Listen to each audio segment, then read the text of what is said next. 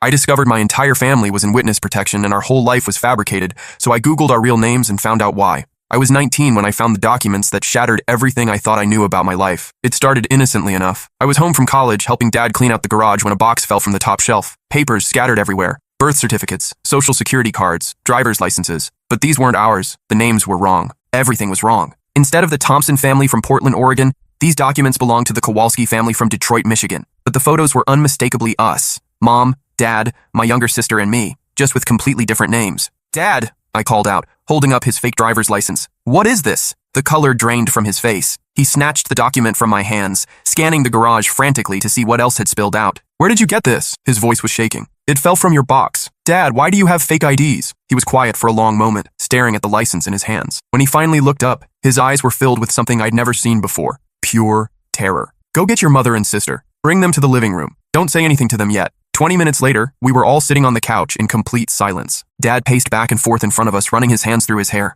Mom kept wringing her hands, refusing to make eye contact with any of us. There's something we need to tell you, Dad finally said. Something we should have told you years ago. My sister grabbed my arm. She was only 16, still in high school. This was going to destroy her world, just like it was destroying mine. Our real name isn't Thompson, Dad continued. It's Kowalski. We've been living under assumed identities for the past 15 years. The room started spinning. Nothing made sense. What do you mean assumed identities? I managed to ask. Mom finally spoke up, her voice barely a whisper. We're in witness protection. The words hit me like a physical blow. Witness protection. That meant someone wanted us dead, had wanted us dead for 15 years. Witness protection from what? My sister asked, her voice cracking. Dad sat down heavily in his chair. From the people I used to work for. Before you were born, before any of this, I was involved with some very dangerous people. When I decided to testify against them, the government had to hide us. What kind of dangerous people? I pressed. The kind that don't forgive, Mom said quietly. The kind that don't forget. My mind raced. Every birthday party, every school play, every family vacation, all of it had been a lie. Our friends, our neighbors, our entire community thought we were someone else entirely.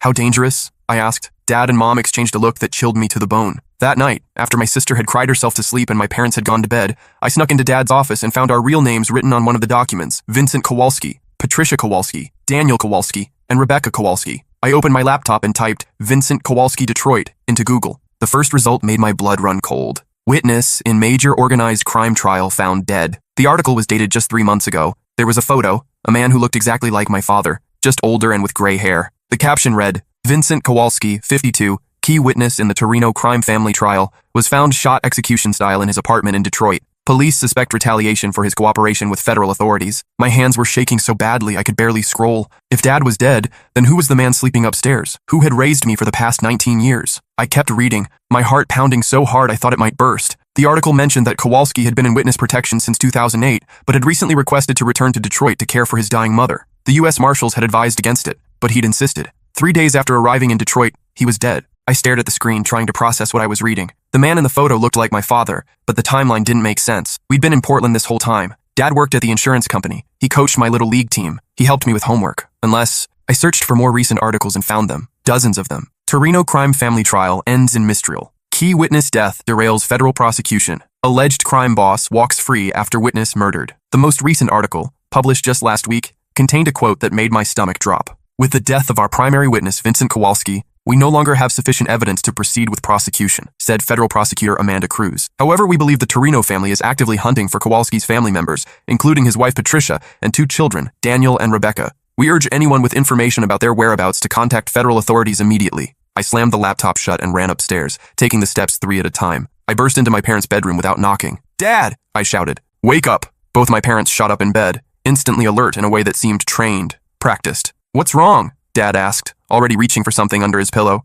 You're supposed to be dead, I said, my voice shaking. Vincent Kowalski is dead. It's all over the news. The silence that followed was deafening. My parents stared at each other, having an entire conversation with just their eyes. Finally, Mom spoke. How much did you read? Everything. The trial, the crime family, the fact that you're all being hunted. I was crying now, the reality of our situation hitting me all at once. Are we safe? Are they looking for us? Dad got out of bed and started pacing. This changes everything. If they found Vincent in Detroit, they know the protection program was compromised. Wait, I said. If Vincent Kowalski is dead, then who are you? Dad stopped pacing and looked at me with sad eyes. Vincent Kowalski was my brother. The room spun again. Nothing was making sense. He took my place, Dad continued. When the marshals offered us protection, Vincent volunteered to stay behind and pretend to be me. He thought he could handle it, thought he was being clever by hiding in plain sight. Your brother died for us? I whispered. Vincent was always the brave one, Mom said quietly. He insisted that our family, you kids especially, deserved a chance at a normal life. I sank onto their bed, overwhelmed. So what's your real name? Anthony Kowalski. Vincent was my twin brother. Twin brother. That explained why the photos looked so much like Dad. And now they know Vincent is dead, which means they know we're still out there somewhere, I said.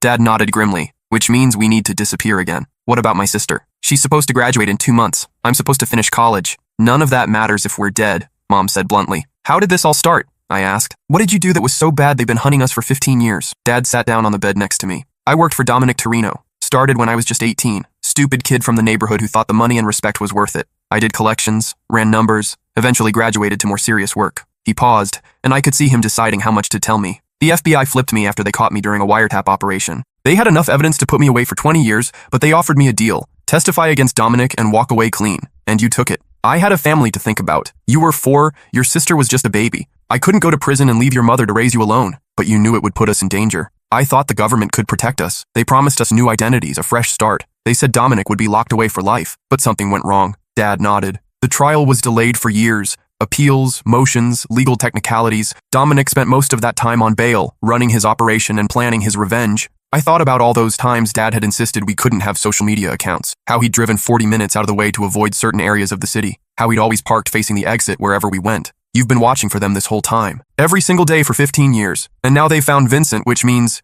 they're getting close. We sat in silence for a moment, the weight of our situation settling over us. There's something else, Mom said quietly, something we haven't told you. I looked at her, not sure I could handle any more revelations. Vincent didn't just volunteer to take your father's place out of the goodness of his heart. He owed us. What do you mean? Dad took over. Vincent was the one who got me involved with Dominic in the first place. He was already working for the family when he recruited me, but when things got dangerous, when the FBI started closing in, Vincent disappeared, left me holding the bag. He abandoned you? For years, yes. But when the marshals approached us about witness protection, I reached out to him, told him this was his chance to make things right. So he agreed to switch places with you. It was supposed to be temporary, Mom said, just until the trial was over and Dominic was locked away. Then we could all resume our real lives. But the trial kept getting delayed, and Vincent got comfortable playing the role of loving family man in Detroit. He met someone, started a new relationship. He wanted to come back to his old life. That's why he left protection? Dad nodded. Against all advice. The marshals told him it was suicide, but Vincent was always stubborn. He thought 15 years was long enough. He thought everyone had forgotten, but they hadn't. Dominic Torino never forgets a betrayal.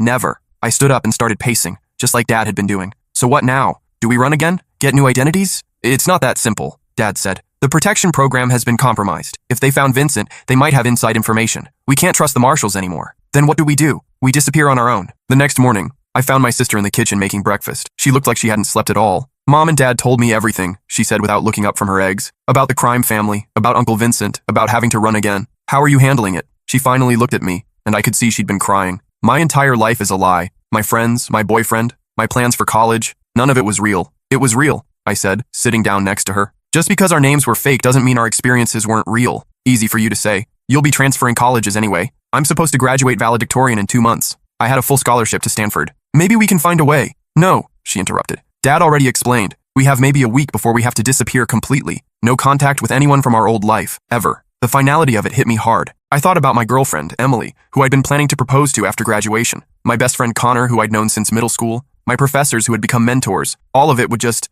end. There's something else, my sister said. Something Mom and Dad didn't tell you last night because they didn't want to overwhelm you. What now? She handed me her phone. On the screen was a Facebook message from someone named Lucia Torino. Hello, Rebecca. My grandfather would very much like to meet you and your family. He has some questions about your Uncle Vincent's recent passing. Please contact me at this number when you're ready to talk. My blood turned to ice. When did you get this? This morning. But look at the timestamp. She sent it 3 days ago. 3 days ago. Before we'd even found the documents in the garage. Before we'd learned the truth about our family. They know where we are, I whispered. They've known for a while, it looks like. I scrolled through my sister's Facebook profile, looking at what information was publicly visible. Her school, her friends, photos of our house and neighborhood, everything the Torino family needed to find us. Have you shown Mom and Dad? Not yet. I wanted to talk to you first. I handed her back the phone. We need to show them now. We found our parents in Dad's office, surrounded by maps and papers. They were planning our escape route. How long have you known? Dad asked after reading the message. I just found it this morning, my sister said, but it was sent 3 days ago. Dad closed his eyes and rubbed his temples. They've been watching us, probably for weeks, maybe months. Which means they know our routines, Mom added. They know where we work, where you go to school, everything. Are we in immediate danger? I asked. The fact that they're reaching out instead of just acting suggests they want something, Dad said. Information maybe, or they want to draw us out. What if we just ignored it? Then they escalate, start threatening your friends, your classmates, maybe grab one of you to force a meeting. So we have to respond? We have to disappear. Tonight. The rest of the day was a blur of preparation. We couldn't pack much. Just one bag each with essential items. Everything else would have to be left behind. What about our cars? I asked. We'll drive one to the next state, then abandon it and switch to public transportation, Dad explained. Cash only from here on out. No credit cards, no phones, nothing traceable. Where will we go? I have a place in mind. Somewhere I prepared years ago, just in case. That evening, as we were loading our bags into Dad's truck, my sister got another message. I know you're getting ready to run. My grandfather is patient, but not infinitely so. Answer your phone when I call, or we start visiting your friends. As if on cue, her phone started ringing. Unknown number. Don't answer it, Dad said immediately. The phone stopped ringing, then immediately started again. They're not going to stop, my sister said. Then we turn it off and go. But before we could move, all of our phones started ringing at once. Different numbers, but clearly coordinated. They're making a point, Mom said quietly. They can reach us whenever they want. Dad made a decision. Answer it, but put it on speaker so we can all hear. My sister answered with shaking hands. Hello? Rebecca? This is Lucia Torino. I believe you received my messages. The voice was young, probably around my age. She sounded educated, polite even. What do you want? My sister asked. To talk. Nothing more. My grandfather simply wants to understand what happened to Vincent. Why he chose to come back to Detroit after all these years. We don't know anything about that. I think you do. I think your family knows quite a lot about Vincent's decisions. There was a pause. Then Lucia continued. I'm standing outside your house right now. I can see your truck loaded with bags. Were you planning to go somewhere? My sister dropped the phone. We all rushed to the window and peered through the curtains. A black sedan was parked across the street. A young woman stood next to it, phone to her ear, looking directly at our house. We're trapped, Mom whispered. Dad grabbed the phone. What do you want? He asked. Hello, Anthony. It's been a long time. Dad's face went white. She knew his real name. My grandfather sent me because he remembers you fondly. You were always one of his favorites before you chose to betray him. I had a family to protect. Yes, and you chose them over loyalty, over family. Do you know what happened to Vincent when we found him? Dad didn't answer. He suffered. Not because we enjoyed it, but because betrayal has consequences. Actions have repercussions. What do you want from us? Information. Vincent told us some very interesting things before he died. About money that went missing during the trials. About evidence that was buried. About secrets that only your family would know. I don't know what you're talking about. Of course you do. Vincent was very thorough in his confession. He told us about the safety deposit box you set up together. The one with evidence against our family that you kept as insurance. Dad closed his eyes. I could see him calculating, trying to figure out how much Vincent had revealed. Here's what's going to happen, Lucia continued. You're going to invite me inside. We're going to have a civilized conversation, and you're going to give me what belongs to my family. And if I refuse, then this conversation becomes much less civilized, and your children start disappearing. The line went dead. We stood there in silence, staring at each other. Is it true? I asked Dad. About the safety deposit box? He nodded slowly. Vincent and I kept insurance. Documents, recordings, financial records. Everything we'd need if the government's protection failed. Where is it? Portland First National, downtown branch. Through the window, we watched Lucia walk across the street toward our front door. What do we do? My sister whispered. Dad looked at each of us in turn. We survive. Whatever it takes, we survive. The doorbell rang. Dad walked to the front door and opened it. Lucia Torino stepped inside like she owned the place. She was younger than I'd expected. Maybe 25, well-dressed, professional-looking. If I'd seen her on the street, I would have assumed she was a lawyer or banker. Not the granddaughter of a mob boss. Thank you for inviting me in, she said politely, as if this was a normal social visit. You didn't give us much choice. There's always a choice, Anthony. You could have run, could have tried to fight. Instead, you chose to be reasonable. She looked around our living room, taking in the family photos, the normal suburban decor. You've built a nice life here. Very ordinary. That was the point. Yes, I imagine it was. She turned to look at my sister and me. You must be Daniel and Rebecca. You've grown up so much since the last photos we had. The casual way she said it, like she'd been watching us grow up from a distance, was more terrifying than any threat. What exactly do you want? I asked. Straight to business. I like that. She sat down on our couch without being invited. My grandfather wants closure. For 15 years, your father's testimony has hung over our family like a sword. Even though the trial ended in mistrial, the threat of future prosecution remained. And now Vincent is dead, which eliminates one witness. But we know there's still evidence out there, evidence that could be used against us in the future. Dad remained standing, tense. What makes you think we have anything? Because Vincent told us, in great detail, before he died. She pulled out a tablet and swiped to a video file. My stomach clenched, knowing what we were about to see. I won't play the whole thing, she said, but perhaps just enough to demonstrate our seriousness. The video showed Vincent tied to a chair in what looked like a warehouse. His face was battered, bloody, but it was definitely him. The same face I'd seen in Dad's old photos. Tell me about the insurance policy, a voice off camera demanded. Vincent's voice was weak but clear. Anthony has everything. Safety deposit box, Portland First National, downtown branch. Lucia paused the video. Should I continue? He goes on to describe the contents in remarkable detail. No, Dad said quickly. I believe you. Good. So you understand our position. We need that evidence, all of it, and then you'll leave us alone? Lucia smiled, but it didn't reach her eyes. That depends entirely on what we find in that box. The next morning, the four of us drove to downtown Portland in tense silence. Lucia followed in her sedan with 2 other cars, backup presumably. At the bank, Dad signed the necessary forms to access the safety deposit box. The contents were extensive. File folders, USB drives, audio recordings, photographs. Everything's here, Dad said, gesturing to the material spread across the small viewing room table. Lucia examined each item carefully, occasionally making notes on her phone. This is quite comprehensive, she said. Financial records, meeting transcripts, even photographs of money transfers. Vincent was thorough. Indeed he was. My grandfather will be pleased to finally have closure on this matter. She began placing everything into a briefcase. So we're done? Mom asked. Our family is free? Lucia paused, briefcase half closed. Well, that's the complicated part. My heart sank. You see, while this evidence resolves the immediate legal threat, it also reveals something we didn't previously know. She pulled out one of the file folders and opened it. According to these documents, your father wasn't just a witness to our family's activities, he was an active participant in skimming money from our operations. Dad's face went pale. That's not $3 million, Anthony. Over a period of 5 years, money that should have gone to our family but somehow ended up in offshore accounts registered to Vincent Kowalski. Vincent was handling the finances. I didn't know, but you benefited from it. This house, your children's education, your comfortable suburban lifestyle, all funded by money stolen from my grandfather. The room felt like it was closing in on us. What do you want? I asked. Restitution, $3 million plus interest. Let's call it $5 million total. We don't have that kind of money, Mom said. No, but you have something else. You have the rest of your lives to earn it. Lucia closed the briefcase and stood up. Here's how this works. You'll continue living your normal lives, but 25% of your family's income from all sources will be paid to us monthly. Think of it as a very long-term payment plan. And if we refuse, then you disappear. Not into witness protection this time, just disappear. For how long? Dad asked. Until the debt is paid in full. At current income levels, I estimate roughly 30 years. 30 years. My entire adult life spent paying for my father's crimes. There's one more thing, Lucia added. Since trust has been an issue in our relationship, we'll need some collateral. What kind of collateral? She smiled at my sister and me. Your children, of course. One of them will need to come work directly for our family to ensure payment compliance. Absolutely not, Dad said immediately.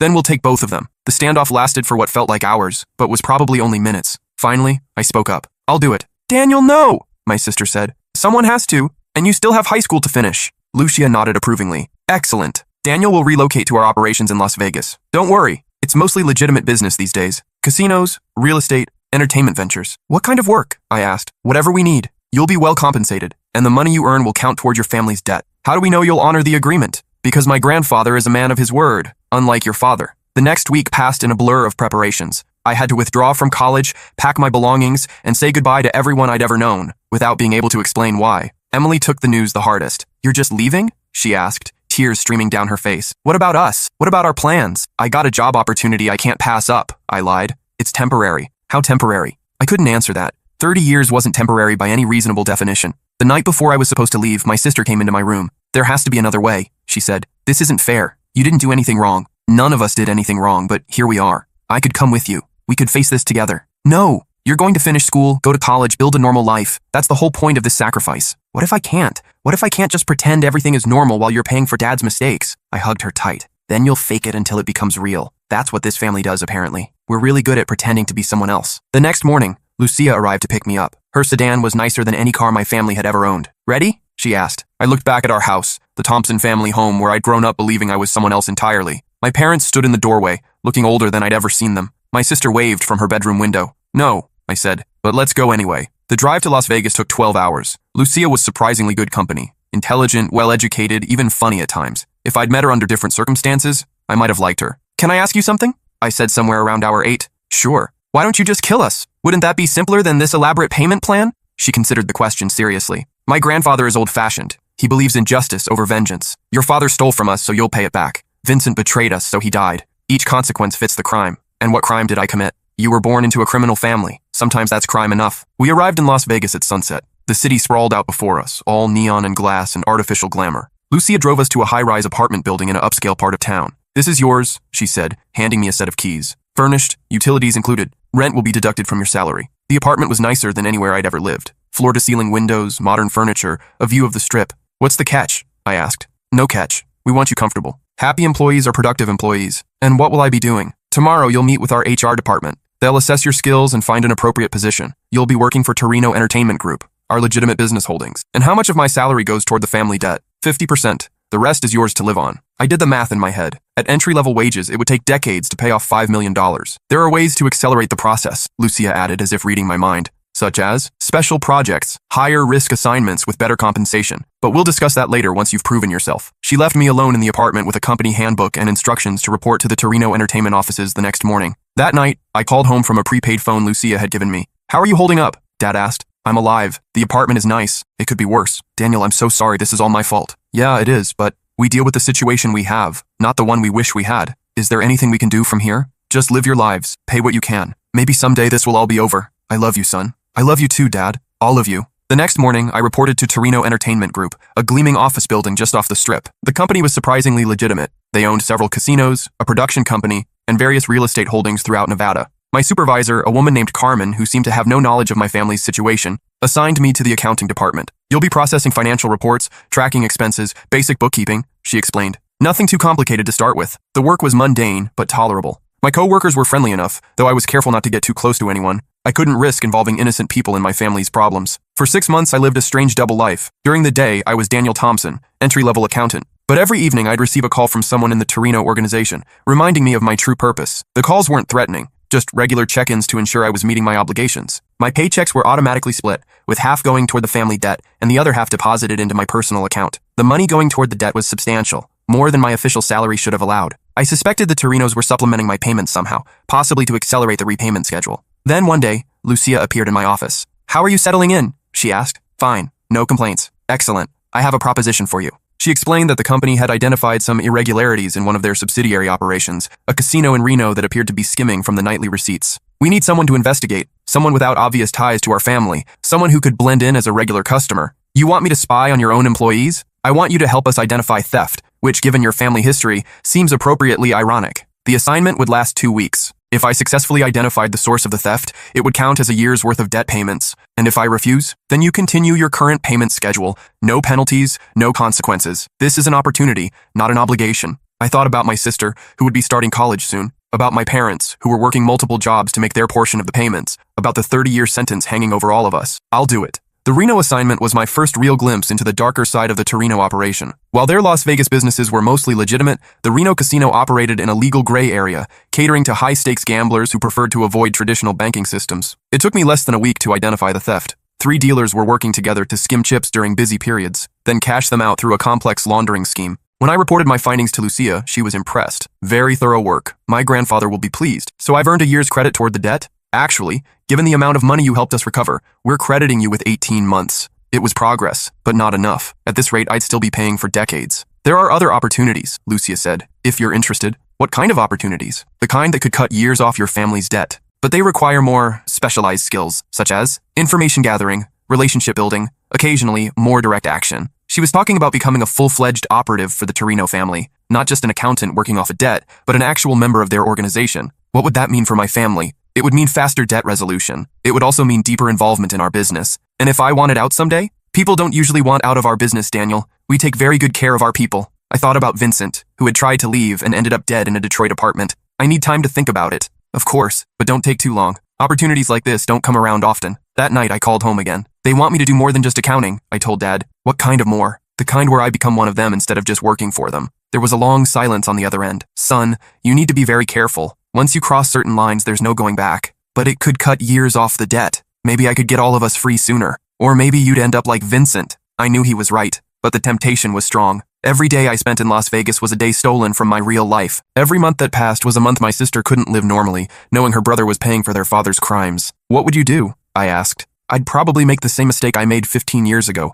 I'd think I was smart enough to outsmart them, and I'd end up making things worse for everyone I love. So you think I should refuse? I think you should be smarter than your old man. The next morning, I gave Lucia my answer. I appreciate the offer, but I prefer to stick with my current arrangement. She seemed disappointed, but not surprised. Very well. But Daniel? Yeah? If you change your mind, the offer will remain open. We don't forget loyalty, just like we don't forget betrayal. For the next 2 years, I maintained my double life in Las Vegas. I worked my accounting job, made my debt payments, and slowly watched the balance decrease. Occasionally, Lucia would offer me special assignments. Always optional, always lucrative, and I'd accept the ones that seemed relatively safe. My sister graduated high school as valedictorian and accepted a full scholarship to Stanford. My parents sold their house and moved into a smaller apartment, directing every spare dollar toward the family debt. By my 3rd year in Las Vegas, we'd paid off nearly $2 million. The end was still distant, but it was visible. Then everything changed. I was working late one evening when my phone rang. Unknown number. Daniel, this is Agent Rachel Morrison with the FBI. My blood went cold. We need to talk. Tonight. There's a coffee shop called Moonbeams on Charleston Boulevard. Be there in 30 minutes. Come alone. How do I know you're really FBI? Because if I wasn't, you'd already be dead instead of getting a phone call. I found Agent Morrison exactly where she said she'd be. A woman in her 40s with short brown hair and intense eyes. She was sitting alone in the back corner of the coffee shop. "Thank you for coming," she said as I sat down across from her. "What do you want?" "To offer you a way out." She slid a file folder across the table. Inside were photographs of me entering the Torino Entertainment Building, detailed financial records of my debt payments, and surveillance photos of my family in Portland. "We've been watching your situation for some time," she said. "We know about your father's deal with the government, about Vincent's death, about your current employment arrangement. Are you here to arrest me?" "No, we're here to offer you a deal." "What kind of deal?" "The kind that gets your family out of this situation permanently." She explained that the FBI had been building a case against the Torino family for years, but they needed an inside source, someone with access to their financial records and business operations. "You're perfectly positioned to help us. You have legitimate access to their books, and they trust you enough to give you special assignments. And in exchange, full immunity for you and your family. Protection from retaliation. New identities if necessary." "What makes you think they trust me?" Agent Morrison smiled. "Because yesterday, Lucia Torino recommended you for promotion to their inner circle. Congratulations. You're about to become a made member of their organization." My heart stopped. "What?" "She submitted your name to Dominic Torino himself. Apparently your work over the past 3 years has impressed them." "I never agreed to that." "No, but according to our intelligence, your agreement isn't required. Once you're formally inducted, refusing orders becomes problematic." "You mean fatal?" "I mean, you'd better have a very good exit strategy." I stared at the photographs spread across the table. My family looked so normal, so innocent. They had no idea how close we all were to crossing a line we could never uncross. "What exactly would you need from me?" "Financial records, shipping manifest, communication logs, evidence of money laundering, racketeering, maybe tax evasion. Enough to build a federal case." "How long would it take?" 6 months, maybe less if we get lucky. "And then my family would be free?" "Completely free. The debt would be legally invalid, obtained through extortion. We'd seize enough Torino assets to compensate your family for what they've already paid." I thought about my sister, starting her sophomore year at Stanford, about my parents, working themselves to exhaustion, about the next 27 years of payments stretching ahead of us. What are the risks? If they discover you're working with us, you and your family will disappear, permanently. And if I refuse to help you, then in a few days, you'll be formally inducted into the Torino family. At that point, leaving becomes exponentially more difficult. She was right. I was running out of options. I need to think about it. "You have 24 hours. After that, the offer expires." That night, I called my dad and explained the situation. "It's too dangerous," he said immediately. "These people killed Vincent for far less, but it's our only chance to get out clean, to actually be free. Son, I've made enough deals with law enforcement to last 3 lifetimes. They don't always keep their promises. But what choice do we have?" There was a long pause. "You could run. Tonight. Just disappear. We'll figure out how to handle the debt on our own. And spend the rest of our lives looking over our shoulders, never seeing each other again. At least we'd all be alive." I knew he was right, but I also knew I couldn't live with that choice. My family deserved better than a lifetime of hiding. "I'm going to do it," I said. "I'm going to help the FBI. Daniel, it's the only way. Unless you have a better idea?" He didn't. The next evening, I met Agent Morrison again and agreed to cooperate. She gave me a small device disguised as a flash drive that would copy files from any computer I plugged it into. "Be careful," she warned. "Don't deviate from your normal routines. Don't access anything you wouldn't normally have reason to access, and never ever let them suspect you're gathering intelligence. What if they ask me to do something illegal? You do it. Whatever it takes to maintain your cover, even if it means hurting innocent people. Daniel, if this operation fails, your family dies. Keep that in perspective." The next week, I received official notification of my promotion. I was now a senior associate with access to higher-level financial records and operational details. Lucia personally delivered the news. "My grandfather is very pleased with your progress," she said. "You've proven yourself trustworthy and capable. I appreciate the confidence. This new position comes with additional responsibilities and additional compensation, of course." She explained that I'd now be handling financial oversight for several of their business operations, including some of their less conventional ventures. Less conventional how? Import-export businesses, entertainment services, private lending operations, money laundering, prostitution, and loan sharking. She was being polite about it, but the meaning was clear. "I understand. Excellent. You'll start Monday. Your salary will be tripled, and we're crediting your family's debt with an additional $1 million. It was a generous offer. Suspiciously generous. My debt was being forgiven faster than the math should allow. "Why?" I asked. "Because my grandfather believes in rewarding loyalty, and because we have bigger plans for you." That weekend, I used the FBI's device to copy every financial file I could access. The data was staggering. Detailed records of money laundering operations, bribes to public officials, and illegal gambling enterprises. But I also found something else. A file labeled Thompson Family Account. Inside were records showing that my family's debt had been artificially inflated. The original amount stolen was closer to $500,000, not $3 million. The Torinos had been using our situation as leverage to recruit me, making the debt seem larger and more insurmountable than it actually was. They'd manipulated us from the beginning. I copied everything and sent it to Agent Morrison through our secure communication channel. Her response came back within hours. "This is exactly what we needed. Maintain your position for 2 more weeks while we prepare arrest warrants." 2 weeks felt like an eternity. Every interaction with Lucia or other Torino associates felt like walking through a minefield. I had to act natural, while knowing that discovery meant death. On a Tuesday morning in my second week of espionage, Lucia appeared in my office with an unexpected request. "We need you to travel to Portland," she said. There's a situation that requires your particular expertise. My blood went cold. What kind of situation? Some former associates of your father have been asking questions. People who knew Vincent. We need someone to have conversations with them. Someone who understands the family dynamics. What kind of conversations? The kind that ensure their continued discretion. She was asking me to threaten people who had known my father, possibly to hurt them. I don't think I'm the right person for that job. My grandfather specifically requested you. He feels it would be poetic justice. And if I refuse, then someone else handles it. Someone who might be less gentle in their approach. I was trapped. If I refused, they'd send someone who might actually harm innocent people. If I agreed, I'd be crossing a line that I couldn't uncross. When do I leave? Tomorrow morning. Don't worry, it should be a quick trip. A few conversations, then back to Vegas. That night, I called Agent Morrison's emergency number. They're sending me to Portland, I told her. They want me to threaten people who knew my father. That's perfect, she said. We were planning to move next week anyway. This gives us grounds for additional charges. But what about the people they want me to threaten? We'll have surveillance teams in place. The moment you make contact with any of their targets, we'll move in. So I'll actually have to go through with it? Just long enough to establish intent. Don't worry, no one will be harmed. I flew to Portland the next morning with a briefcase full of instructions and a heart full of dread. The list of people I was supposed to visit included former neighbors, my father's old co-workers, and even my high school guidance counselor. The plan was simple. Visit each person, remind them that discussing the Kowalski family with anyone would be unhealthy for their continued well-being, then report back to Lucia. But as I sat in my rental car outside my old high school, I couldn't bring myself to go inside. Mrs. Patterson had helped me apply to colleges, written recommendation letters, celebrated my achievements. The thought of threatening her was unbearable. I called Agent Morrison. I can't do this, I said. These people are innocent. Daniel, you need to follow the plan. We have teams in position. The moment you approach any of these targets, we'll arrest you and shut down the entire operation. Arrest me? As part of your cover. The Torinos will think you were caught, not that you cooperated. It protects your family from retaliation. And then? Then you disappear into witness protection while we build our case. What about my family? They'll be safe. We'll monitor the situation and bring them into protection if necessary. I sat in that parking lot for another hour,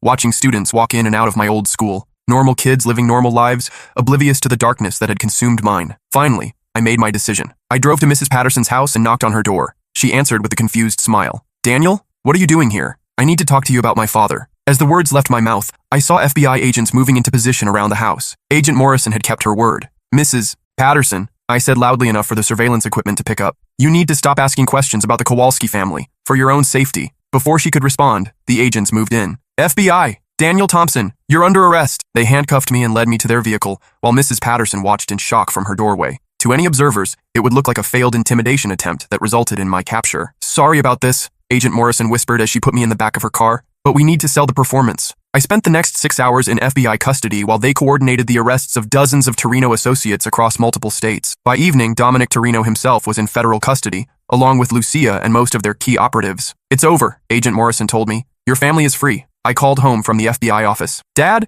it's me. It's over. We're free. What happened? Are you okay? I helped the FBI take down the Torinos. The debt is gone. Everything is over. And you're safe? I'm safe. We're all safe. That was 6 months ago. My family has since moved back to our real identities. Daniel Kowalski, not Daniel Thompson. It's strange, learning to be yourself after years of pretending to be someone else. I'm finishing college in Portland, studying criminal justice. Ironic, maybe, but after everything I've seen, I want to help other families escape situations like ours. My sister is thriving at Stanford. My parents have reopened their old business. We're rebuilding our lives as the people we were always supposed to be. Sometimes I think about Lucia, now serving 15 years in federal prison. I wonder if she understands that loyalty and fear aren't the same thing, that real family doesn't require blackmail to stay together. But mostly, I just try to live normally, to be a regular college student who worries about exams and dating instead of debt payments and death threats. It's harder than you might think, learning to trust that your life is actually your own. But every morning when I wake up in my own bed, in my own apartment, living under my own name, I'm reminded that freedom is worth fighting for, even if the fight nearly destroys you.